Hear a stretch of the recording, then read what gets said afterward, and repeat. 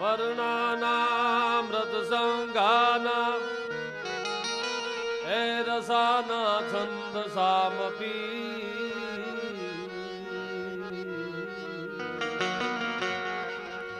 મંગલાનાચ કરતારો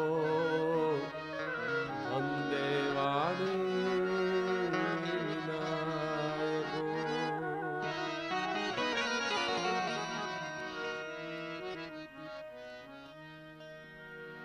ડુંગરના ખોપરા માથે ઉતરતી અમી ધારા ગંગાજી कुरम पे गोल गोल हूं पे शेष कुंडली है कुंडली पे भभी पेन सुपन हजार की भगवान वरानी पीठ माते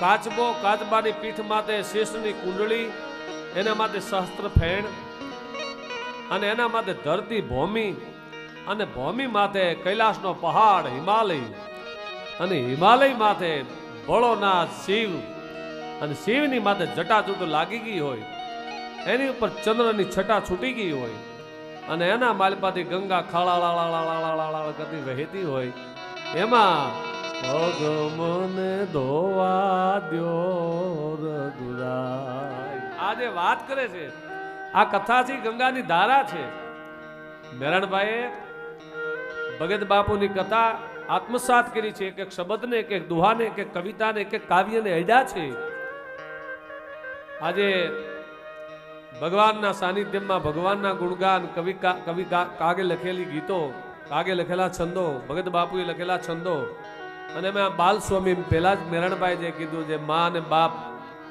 જે બાપનો પ્રેમ અને માનું વાત્સલ્ય ભેળું થાય એવા બાલ સ્વામીજી બિરાજમાન હોય એક દુહો છે સ્વામીજી કઈ માના હરિયામાં હરિયામાં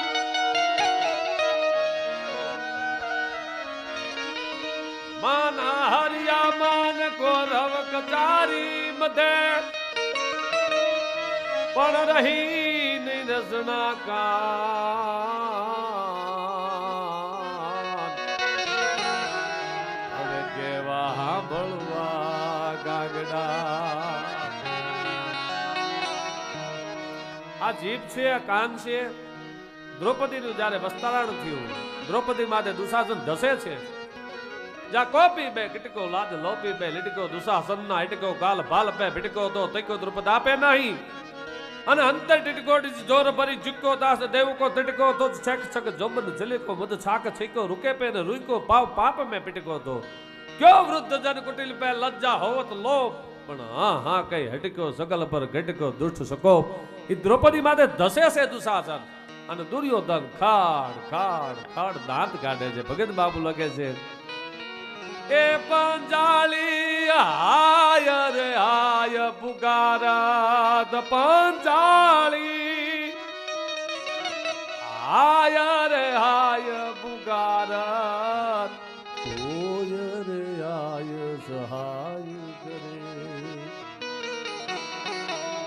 કોઈ આવી સહાય કરો પંચાળી પુકારી રહી છે બેર દિખલાતા હતા બેહુદા છોકરી કે બીજ જરતા સા ભીમદ્રગ ઝેર દિખલાતા મેરણભાઈએ ભેરવી મૂકી છે પછી મારે ભેરવીમાં જ હાલવું પડે ને કથા પછી સૂર બદલાય મજા નો આવે મેરણ હતા ના ના વાહ વાહ ભગવાન આવે છે ત્રિલોકનો નાથ ભગવાન કૃષ્ણ બ્રહ્માનંદ સ્વામી જેમ વર્ણન કરે છે સર સર પર સદર યમર દર યનુ સર ઘર ઘર વર ધર મેર ગલે હર હર સોર યમર અચર યતિ મન હર ભર ભર યત પુર હરગ ભરાય નિર્ગત પવન ગન નિરજન નિકટ મુગુડ સિર સવર નમે પણ ઘર રહો બટ ભરર ભરર ઘર આજે ભગવાન આવે છે જેની દોટ આવે છે પણ આમ જે આવે છે સભાની માલપા તો કેવું વાતાવરણ લાગે છે बैर दिखलाता था बेहुदा चौकरी के बीच जरता सा भीमद्रग जहर दिखलाता था फुलोर कुरुराज भाग्य फैर दिखलाता था पांडवों के लेखे लीला लहर दिखलाता था द्रौपदी को दुर्योधन पैर दिखलाता था कैर दिखलाता था वो माधव अजीब दरा महर दिखलाता था दुगुल के सभा के बीच डर डर दिखलाता था शू देखा तो पण પન રાખન આયો પ્રભુ. ભગવાન પન રાખે છે, ભગવાન લાજ રાખે છે. દ્રૌપદીની 10 ગજ વસ્ત્ર હતું એની પાસે, 10 ગજ ખાલી. પન રાખન આયો પ્રભુ ભજ અબલા કી ભીડ. આવ્યો ભગવાન આવે છે ત્રિલોકનો નાથ. પન રાખન આયો પ્રભુ ભજ અબલા કી ભીડ. પણ 10 સહસ્ત્ર ગજ બલ ઘેટો પે ઘેટો ન 10 ગજ જી. એક હાથમાં 5000 હાથીનું બળ અને બીજા હાથમાં 5000 હાથીનું બળ. એ બે હાથ દુશાસનના ભેડા થાય તો 10000 હાથીનું બળ એના ભુજામાં હતું. પણ 10 ગજ વસ્ત્ર જે દ્રૌપદીનું હતું એ ખેંચી ન શક્યો. પન રાખન આયો પ્રભુ ભંજ બલાકી ભીર. 10 સહસ્ત્ર બજ ગલ ઘેટો બલ ઘેટો પણ ઘેટો ને 10 ગજ ચીર. ભગત બાપુની કવિતા એ મોતી જેવી કવિતા છે. એમાં એટલી બધી કવિતા ભગત બાપુએ લખી છે. એમાં કાગ બાપુ તો એક કવિતામાં એમ કહે છે કે પ્રભુનું ભજન ન કર્યું તો શું થશે.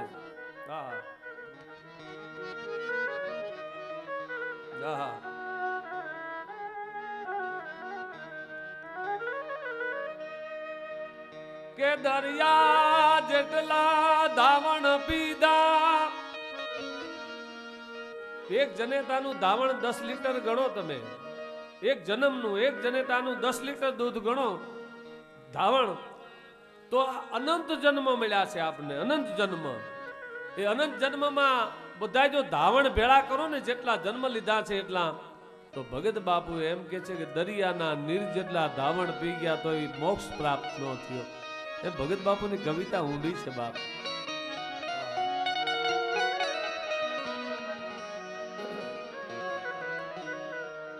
પંકજભાઈ ભટ્ટે જે કાક કથા મને મેરાણભાઈને આપી છે અને એમાં ભગત બાપુ માથે એમની કવિતા, અદ્ભુત કવિતા કાક બાપુએ લખેલી છે. એમાં ચાણ સાહિત્યનો થોડીક હું ઝલક બતાવું આપને. ઘડી ગયો મેરાણભાઈ, ચાણ સાહિત્યનું ઝલક બતાવું. મારો ખાસ વિષય ચાણ સાહિત્યનો છે. મેરાણભાઈ લગભગ કવિતાને અડ્યા, મજા આવી. પણ એક કવિતા છે મેરાણભાઈ. હા બોલું.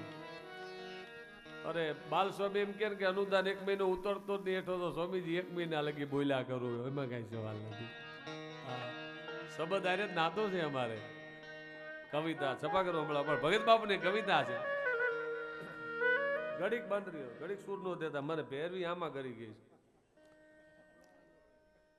કઈ વાડાલો ગહે મારી ભનરાયું સાળગીને, બેલી દિયો એ જૂના માળા ઉડી જાવ પંખી ભાગુ વાળા.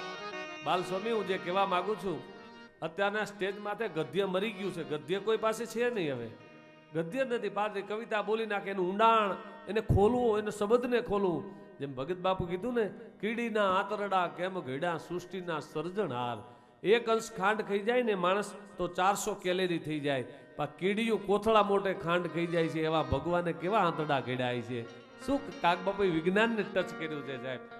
પણ બડલો કહે ભનરાયું સાળગી, મેલી દિયો એ જૂના માળા ઉડી જાવ પંખી ભાગુ વાળા. વિગાવા જમીન પર પલોઠી વાળી સદીઓથી આસનદડ યોગી જેવો વડલો અને અનેક કાળબળના તોફાની તલા હમે કોઈ વૃદ્ધારી જોગંદર જેવો વડલો આજે ભારત વર્ષનો ભીષ્મ પિતામાં બાણ સેયા પર પોઢ્યો હોય એમ પોતાના વડવાએ એના ભાલા ધરતીમાં ધ્રોબી અને ઘોર તપસ્યા કરતા હોય એવો વડલો ધ્રોબાઈ ગયો છે ધરતી માથે. અને એમાં એક પંખીડું ઉડતું ઉડતું ખારા પાકું વીંતું વીંતું આબને ભેતું ભેતું હાલ્યું આવે છે અને વડલાને કહે છે કે હે વડલા, હામાં વહાડા ઘર અથડાયણા છે, ઘર્ષણ થયું છે, એમાં આગ પ્રગટી છે, હમણાં આગ ઝડપી લે છે, હમણાં આગ આવી રહી છે. ત્યારે પંખી વડલો પંખીને કહે છે તો ઉડી જાઓ તમે, હું તો ધરતી અરે જડાઈ ગયો છું, મારાથી ઉડાશે નહીં, આપ ઉડી જાઓ.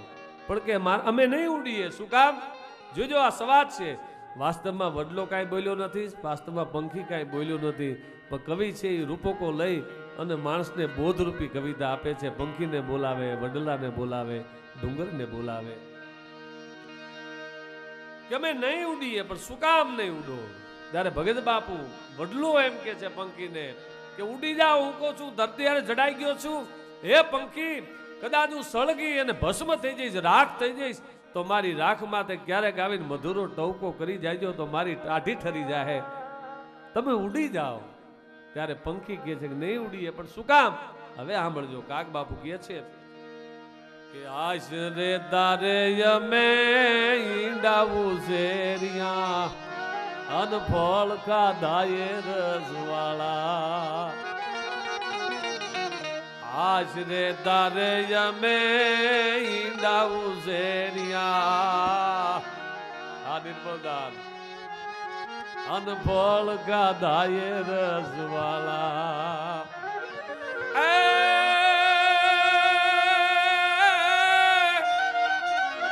હવે મારવા વાગ દે, સાથ છોડી દે, ના મોઢડા થાય બસવાળા, એ ઉડી જાવ પંખી પાંખો વાળા.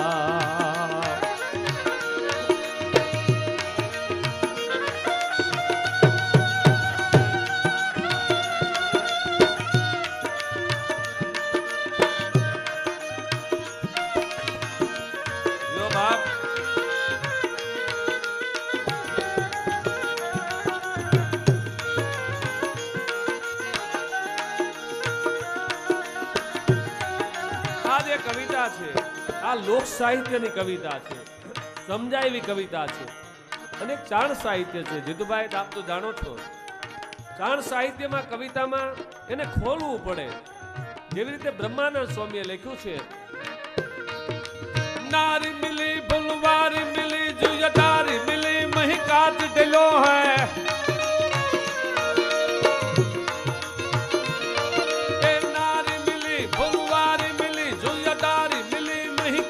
ढिलो है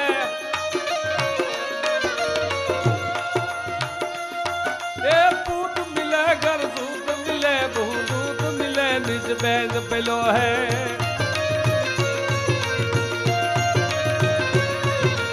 गान मिलो यरवान मिलो सन्मान मिलो कहूँ भाग्य खिलो है. ब्रह्म मुनि घन श्याम को आश्रय जो न मिलो तो कछु न मिलो है.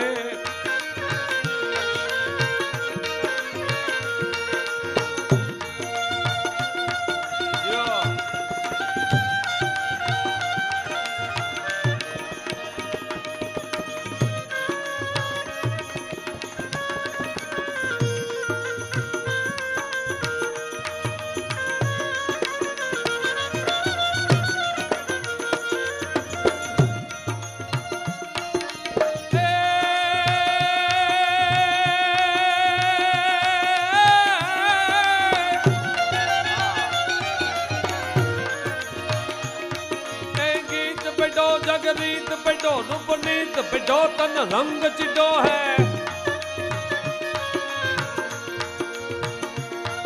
ये भास पेटो अनुप्रास पेटो रसरास न्याय प्रकाश तिटो है.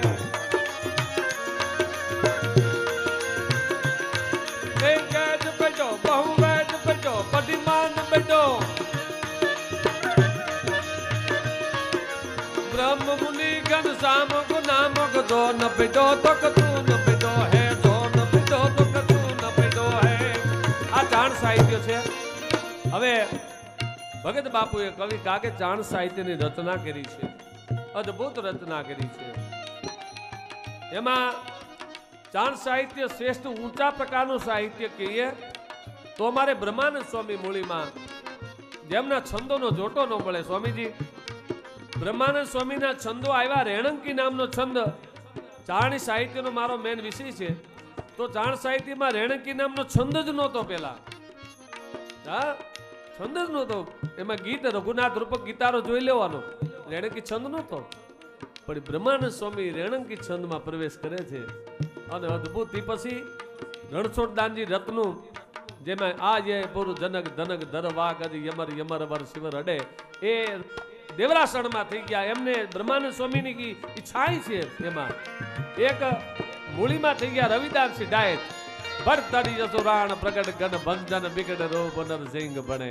એ બ્રહ્માનંદ સ્વામીની છાઈ છે. ઘણા છંદો આવ્યા ને પછી બ્રહ્માનંદ સ્વામીના છાઈમાં રહીમાં, કારણ કે બ્રહ્માનંદ સ્વામી રૂપી વડલો રહ્યો ને એની એવી મોટી છાઈ થઈ ગઈ હતી ને કે કવિઓ બધા એમાં રહીમાં કર્યા. આ ચારણી પરંપરાની વાત કરું છું આપણે. વાહ બાપા. જય ગાડાડ દાંત ગાડ ગાડાડ ગબાડી જાન હડડાડ ગાડાડ જર ધન ગાડ દાડ પાડાડ ગડડ ભેકારવ ગાડાડ. આ ચાણ સાહિત્ય છે. જય ગાડાડ દાંત ગાડ ગાડાડ ગબાડી જાન હડડાડ ગાડાડ જર ધન ગાડ દાડ પાડાડ ગડડ ભેકારવ ગાડાડ લચક તીડા લડ થડાટ.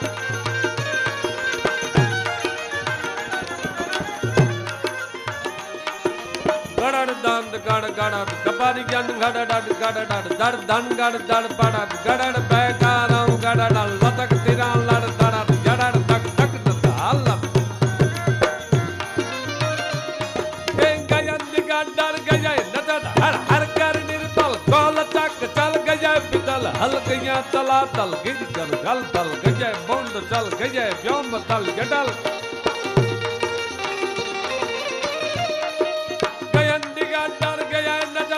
हर कर निर्दल गोल जग चल गए बिदल हल गए तला तल गिरगन गल बल गए बोंड चल गए व्योम तल.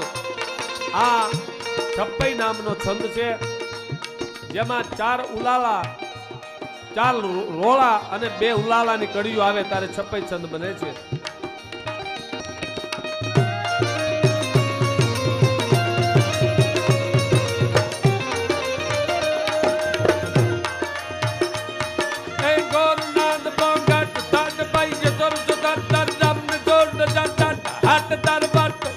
हल्लो खड़क कर लट कट दादा कोट कर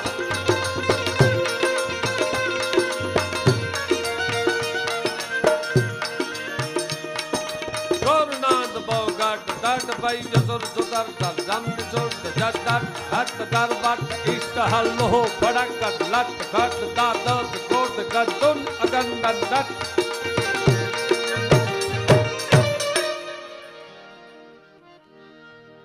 આવું તમે 2-4 મહિના બોલો ને તો મને એટલી ખબર પડે કે નળિયું રહીને શુદ્ધ થઈ જાય, બ્લોક નો થાય, ખુલી જાય નળિયું, કારણ કે એટલું કામ લેવાનું ને. પણ એ ગાન ઘમાડન બગર જદ ઘોરા અન પ્રિયાહીન ડર પદ્મન મોરા એ દામિની દામ ગિરયે નગન માહી અનગલ કી પ્રીત યદાદિર નહીં. બ્રહ્માનંદ સ્વામી લખે છે નિચન કે સંગ પ્રીત કરીશો મટી કે મટી કે મટી કે મટી કે મટી હે મટી જાય. કેમ કે દામિની દામ ગિરયે નગન માહી અને ગલ કી પ્રીત યદાદિર નહીં. આજે બ્રહ્માનંદ સ્વામીનું સાહિત્ય, તુલસીદાસજી મહાત્માની રામચરિત માનસ, એમ કાક બાપુ છે એમાં બધાએ રમણ કર્યું છે. ભગત બાપુએ ભગત બાપુની કવિતા મેરાણભાઈ ખૂબ રજૂ કરી રૂડી. કવિ ક્યાં પહોંચે છે, કવિની કલ્પના કેવી હોય.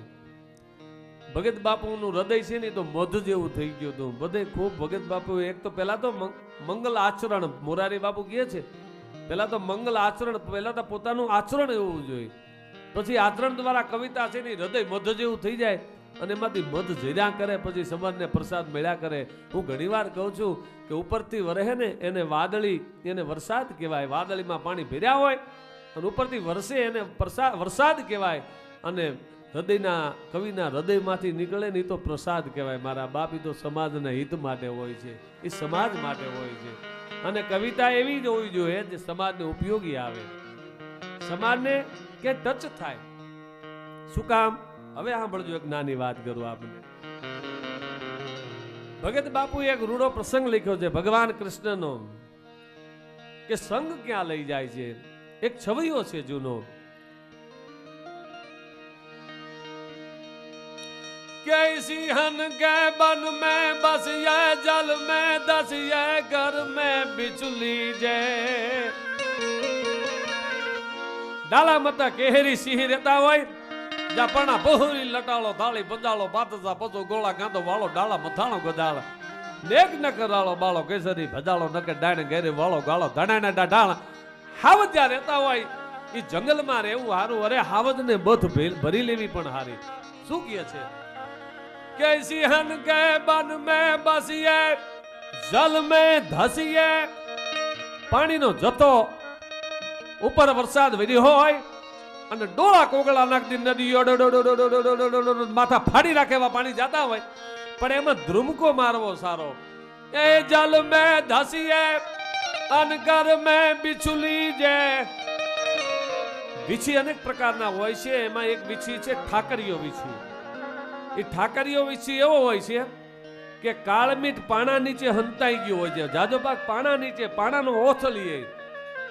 હવે પાણા નીચે ઠાકરીઓ વીછી હોય અને નિર્મલદાન ઉપરથી પાણી પડે ને, ઉપરથી ફરું પડે ને, તો ઈ પાણામાંથી નીચે ઠાકરીઓ વીછી. ખબર કેમ પડે કે ઠાકરીઓ વીછી છે? પણ જેમ ચૂલામાંથી ચડાવેલી તાવડી હોય ને એનામાંથી છાંટા નાખો અને છાંટા સમ સમ પાણી બળવા માંડે ને, એ ઠાકરિયા વીછી જે પથ્થર નીચે હોય ને એના માથે પાણી બળવા માંડે ત્યારે સમજો ગામમાં ઠાકરીઓ વીછી રહે છે. એ અડ્ડા ભેગો તો પૂરી વાત હોય, પણ કવિ એમ કહે છે કે ડાલા મતા સિંહ રહેતા અહીંયા રહેવું સારું. પાણીનો ઘોડાપુર હાલ્યું જાતું એમાં ધ્રુમકો મારી દેવો સારો. ઠાકરીઓ વીછી હાથમાં લઈ અને રમાડવો, ભલે ડંખ મારે તોય સારો. એ ઠાકરીઓ વીછી કર મેં બિછુલી જે. કર એટલે હાથ, એમાં હાથમાં વિછીલી રમાડવો હારો. અને કાન ખજૂરો કો કાન में डाल के बीग हला हल घोल के पीजे. એન્ટર જેવો કાન ખજૂરો હોય ને એને કાનમાં નાખી અને ખજૂરો ભલે ઊંડો ઉતરતો કાનમાં, તો એ વેદના સારી. એ કાન ખજૂરો કો કાન में डाल के અને બીગ હલા હલ ઘોલ કે પી જાય. ઘોળીને ઝેર પી જાવ તોય હારું, એમાંય વાંધો નથી. એ સિંધુ પરો ગીરી જાય ગીરો. ડુંગરના ખોબરા માથે ચડી અને દરિયાની માલપા ધ્રુમકો મારી દ્યો તોય હારું. અને હરબ હાલતો હોય નવગ હાથ લાંબો, એના શરીરને નડોળતો નડોળતો નડોળતો હાલ્યું જાતો આમ આમ આમ આમ આમ કરતો કરતો કરતો. આહા. અને એમાં પૂછડા માથે, એરુના પૂછડા માથે પગ આવે અને ફેણ જંજાડી ઝાપટીનું પોતાને લાડવા જેવું મોઢું ફાડે, પણ કે એના મોઢામાં આંગળી દઈ દેજો ઈ સારું. સિંધુ પરો ગીરી જાય ગીરો અરુ કાલી મહામુખ અંગુર દીજે. તો કવિ શું કહેવા માંગે છે? તો શું ન કરવું જોઈએ? તો કે જો લો જીઓ જગ મેં રઘુનંદન એ દુષ્ટ કો સંગ કબૂલ કીજો.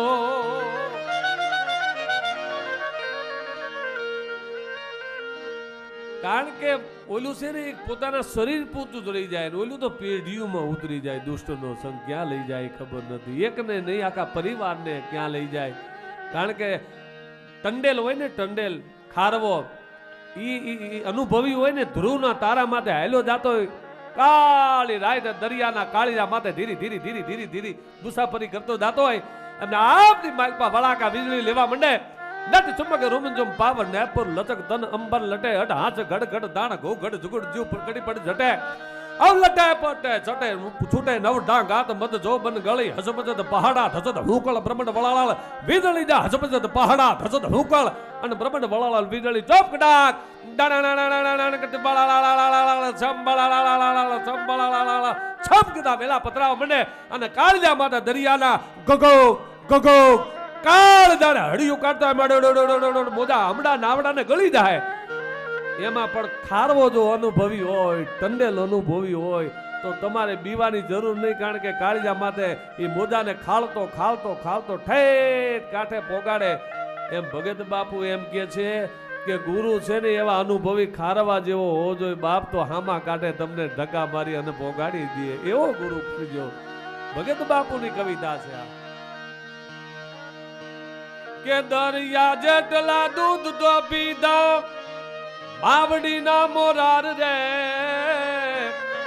પણ એટલા તો અવતાર જીવે કાંઈક લીધા કીર્તાર. એક જન્મ નહીં અનંત જન્મ તમે ને મેં દરિયાના દૂધ જેટલા ધાવણ આપણે પી ગયા છીએ પણ તો મોક્ષ નો મળ્યો, ટેશન નો આવ્યો. મહાપુરુષનો સંગ જો મળી જાય. હા, બાલ સ્વામીજી પ્રત્યે તમારે ઘણો જૂનો નાતો છે અને એમના પાસે તમે હકથી આ તો કાક કથા કરી સારી વાત છે. પંકજ ભટ્ટની ધન્યવાદ પંકજભાઈની કે કાક કથા આપીને કાંઈ કાગ માટે બોલાય. બાકી સમાજમાં સાચું સાહિત્ય તો દબાઈ જ ગયું છે. અત્યારે સ્ટેજ માટે કુંભો કુંભો હાલે છે. સ્વામીજી હારી કવિતા સ્ટેજ માટે મરી ગઈ છે સાંભળવાળા ને. કારણ કે હેરડીનો હાંઠો ભરેલો હોય ને તાલે એને શ્રોતા કહેવાય, ભરેલા. અને શિશુડા હોરો જાય એટલે કાંઈ નહીં, શ્રોતા એમાં કાંઈ નહીં. અત્યારે શ્રોતા જાજા મળે છે, શ્રોતા ઓછા મળે છે. મારા બાપ કોના ભાઈ કવિતા કરવી?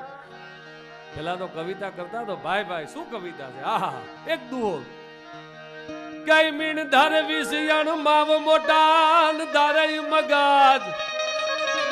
બાપ સ્વામીજી એક એરું હોય એને મણિધર નાગ હોય એને એક લોટો ઝેર હોય અને 10 જણાને આભડી જાય ને તો ડગલું નો દેવા દે એટલું ઝેર હોય. પણ એરું રહ્યો ને એ માણાને ભાળે ને એટલે વાડ હોહરો વિયો જાય, એના કાયાને હંકોલી અને કાંટા હોહરો વિયો જાય. કારણ કે માણાને ભાળી ગયો છે અને માણા જો એરુને ભાળે ને તો ઠાર મારી નાખે. હું એ વિચાર કરું છું કે આમાં એરુને ઝેર જાજુ છે કે માણાને ઝેર જાજુ છે? આમાં ઝેર કોનામાં જાજુ છે? તમે જોજો એરું તો ભીમ આવ્યો પગ આવી ગયો ને જાણતાથી ડંક ફૂફ. એરું જાજો ભાગ બટકા ઓછા જ ભરે, ડંક ઓછા. પેલા તો ફૂફાડા જ મારે, એને ખબર જાગૃત કરે. ફૂફાડો મારે જો નો હટે પછી તો કદાચ કરડી જાય એના ભાગમાં. બાકી જેટલા માણાએ એરુને માર્યા છે ને એટલા એરુ એ માણાને નથી માર્યા મારા બાપ. કારણ કે માણો એટલો ઝેરનો ભરેલો છે. આ સાધુ સંતો રહ્યા ને એ ઝેર ઉતારે છે માણાના. હવે હળવો થા, હળવો થા. આ કથા, સત્સંગ, કવિતા આ બધા શું છે તો કે માણાને ઝેર ઉતારવાના સાધનો છે. માણાને ઝેર ઉતારી નાખે એવું ઝેર ઉતરી જાય. હા બીજ ગોપાલી રાગ કરો બે કડી ગાઈ ના ભગત બાપુ ભજન છે.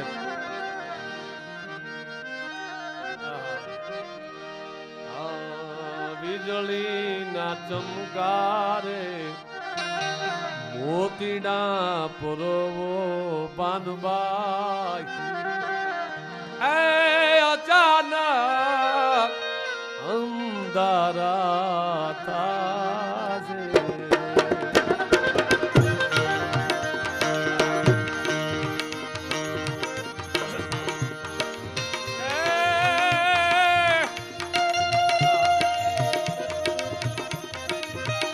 વીજળી ના ચમકારે મોતીડા પુરો પાનબાઈ. બહાર નહીં આયા આ બાપ. આ શરીરમાં માળા ભગવાને ગોઠવેલી છે. બેઠત 12 ચલત 18. આપણે બેઠા હોય ને ત્યારે આપણી શ્વાસની ગતિ 12 આંગળ હોય છે. હાલતા થઈને એટલે બેઠત 12 ચલત 18 આંગળ થઈ જાય છે. અને ડુંગર માથે વજન લઈને ચડતા હોય ત્યારે 32 આંગળ ક્રિયા થઈ જાય. શ્વાસ 32 આંગળ લાંબો થાય છે. એમ ગંગા સતી કહે છે કે આ શ્વાસ, આ માળા દીધી છે શ્વાસની, એમાં મોતીડા પોરવી લે પરમાત્માના નામના બાપ. બીજ કે ચમકને છે મોતી પ્રોલય તો પ્રોલય.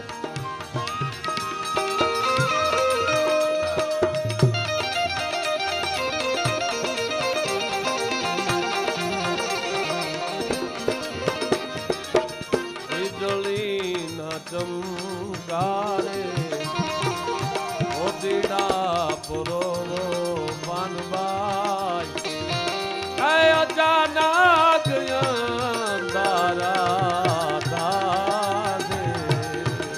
અચાનક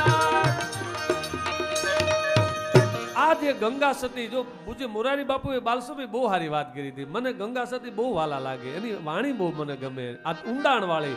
કારણ કે સ્ટીમર હલાવવું હોય ને તો દરિયો જોઈએ બાપ, એ નાવડામાં તલાવડામાં નો હાલે સ્ટીમર માટે તો બોળો પડે જોઈએ પાણીનો. એમ ગંગા સતી પાનબાઈ ગંગા રૂપી, ગંગા સતી એટલે ગંગા જ્ઞાનની વહી જાતી હતી ખાળા કરતી, તો હવે પાનબાઈ રૂપી પાન ગંગામાં પીડ્યું અને સાહેબ એ નાવડું તરી ગયું. ગંગા અને પાન, ગંગા સતી રૂપી ગંગા વહી જાતી હતી નિર્મલદાન, અને પાનબાઈ રૂપી પાન પીડ્યું અને તરી ગયું બાપ. એમ આજ પણ આવા સંતો બાલસ્વામી જેવા સ્વામિનારાયણ સંપ્રદાયમાં હું જોઉં છું. કારણ કે અભ્યાસ તો કરતા હોય, બધે ફરતા હોય, પણ જે ગોળો પાણીયારે રહેતો હોય ને ઠરતો હોય ખબર કેમ પડે? તો કે એના માથે આમ હાથ ફેરો એટલે તમારો હાથ લીલો થઈ જાય, ભીનો થઈ જાય. સમજવું કે આ ગોળો ઠરતો બહુ હોય છે. કારણ કે રીઝતો ગોળો હોય ને ઠરે બહુ, રીઝતો ગોળો એમ એ ઠરે ખરો પણ બીજાને ઠારે પાછો. જે ઠરતો હોય બીજાને ઠારે. એમ સ્વામિનારાયણ સંપ્રદાયમાં ભગવાનના એમાં બ્રહ્માનંદ સ્વામી, પૂર્ણાનંદ સ્વામી, દેવાનંદ સ્વામી ચારણ હતા. એ સિવાય બીજા મહાપુરુષો. અહીંયા તો જાતિ પાતિનો હોતો નથી કાંઈ ભેદ. અહીંયા તો કક્ષાએ ભગવાનના હાજરીમાં બેઠા પછી શું જાતિ કે પાતિ, પણ એ જે ઠરતા ગોળા બીજાને ઠારી જાય નક્કી વાત છે. પણ આજ બાલસ્વામી જેવા સંતોના દર્શન કરીએ તો અમને ચોક્કસ અહેસાસ થાય કે આ મહાપુરુષો પોતે ઠરે છે, ઠરેલા છે ને અંદર, એટલે બીજાને ઠારે છે. તો કાક કથા વાહ બાપ, તાળીથી વધાવો, બાલસ્વામીને વધાવો. તો મેરણભાઈ એવી સુંદર મજાની રજૂઆત કરી કવિ કાગની વાણી માથે. કાગ બાપુ માથે 1 મહિનો બોલીએ તો કદાચ 2-4 કવિતાઓ માણ લઈ શકાય, એટલું ઊંડાણ વાળી કવિતા છે કાગ બાપુની.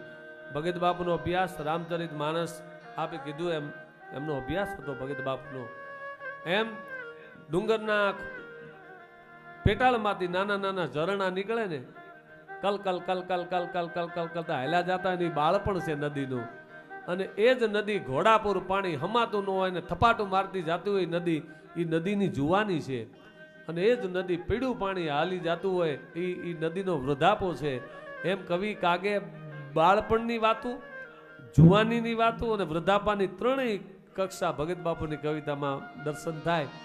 એમ જેમ અગ્નિ હોય, ખેરનો અંગાર હોય, તમે હાથમાંથી હાથમાં રમાડી શકો તો એના માટે શિયાળો જોઈ, અને અગ્નિ સામું જોઈ ન શકાય તો ઉનાળો સમજવો, અને ફૂંક મારીને અગ્નિને જગાડવી પડે તો સમજવું કે આ ચોમાસું છે એટલે અગ્નિ જાગતી નથી. ભગત બાપુએ બધું વર્ણન કવિ કાગ બાપુએ કર્યું છે. કાગની વાણી એ તો અમૃત જેવી છે. પણ છેલ્લે ભગત બાપુના સુવિચારો 5મા ભાગમાં છે.